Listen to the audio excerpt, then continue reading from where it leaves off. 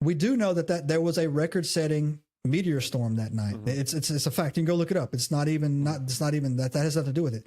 So in their mind, this record-setting meteor storm took place at the exact same time these creatures happened upon their farm. So obviously they connected dots. That could have nothing to do with it. These creatures could have came out of the ground. They could have came anywhere. The storm could have been a thinning of the veil. It could have been some type of energy transfer. Could have been something. However, I don't buy the barn owl theory that they try to tell you that people say, oh, they were shooting at barn owls. They're the great horned owl. That's what they'll try to tell you it was. Go away. Do better with that, right? Just do better with that, right?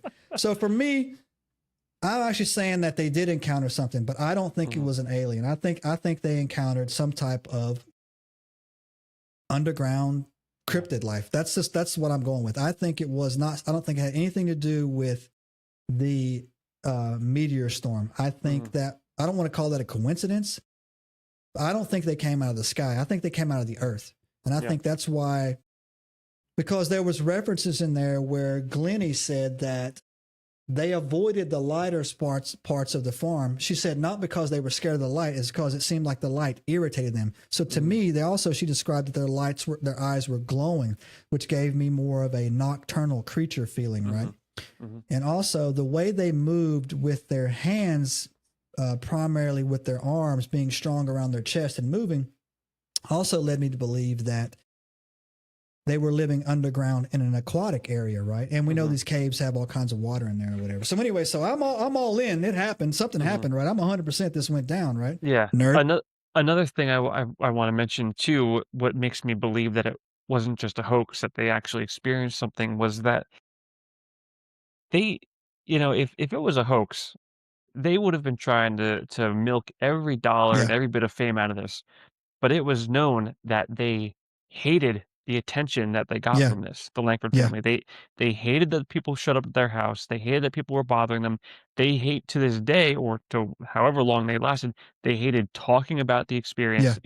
They wanted to put it behind them. It wasn't something that they were trying to get money and get famous for. Like, they experienced something, they were terrified of it, and they wanted to move on past it, Yeah, that's the thing too. They did not embrace it, right? And they just wanted to be left alone, right? To go into it. But either way, man, like it did meet the criteria.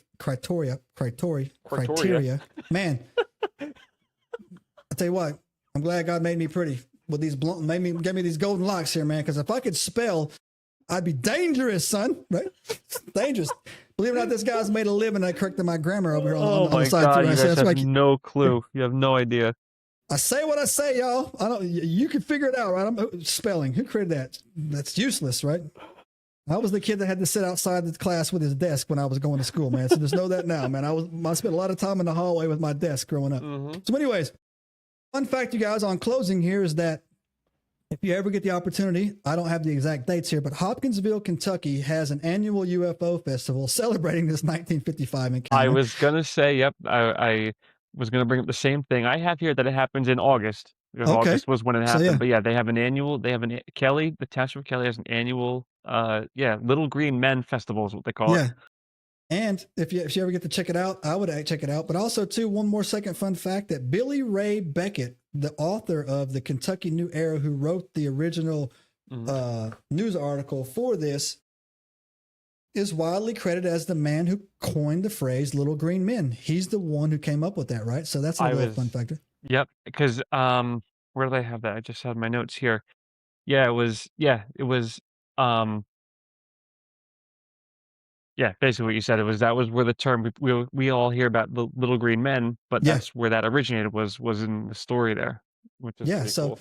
It's good stuff on that. So Steve's at 25%. I'm all in. I don't think it was aliens. I think it was cryptids on that. Subscribe now and turn on notifications to join us on this extraordinary journey into the unknown.